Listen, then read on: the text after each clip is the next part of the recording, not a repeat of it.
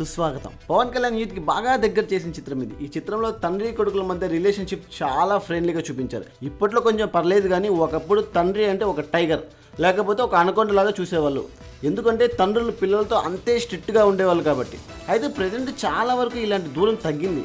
Mostly పిల్లలతో తండ్రులు friends లాగే బిహేవ్ చేస్తున్నారు. ఈ సినిమాలో కూడా రఘువరన్ పవన్ కళ్యాణ్ మధ్య వచ్చే సీన్స్ సేమ్ అంతే ఫ్రెండ్లీగా ఉంటాయి. అందువల్లే ఈ సినిమా సూపర్ హిట్ అయింది.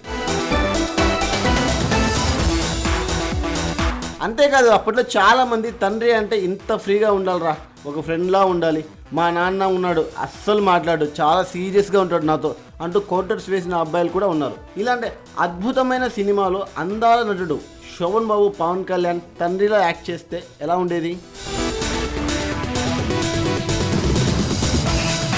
యాక్చువల్లీ రఘువరన్ క్యారెక్టర్లో శోభన్ బాబుని యాక్ట్ చేయమని ఈ సినిమా నిర్మాత ఆర్బీ చౌదరి ట్రై చేశారు. అదీ కాక చిరంజీవి శోభన్ బాబు కాంబినేషన్లో సినిమాలు కూడా వచ్చాయి.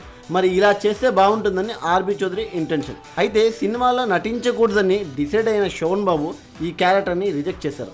సో ఆ విధంగా రఘువరన్ ఈ క్యారెక్టర్ని చేయడం జరిగింది. శోభన్ బాబు ఈ పాత్రలో చేసింటే ఎలా ఉండేదో తెలియదు కానీ రఘువరన్ మాత్రం ఈ సినిమాలో చేసిన యాక్టింగ్కి ఎవరైనా ఫిదా అవ్వాల్సిందే.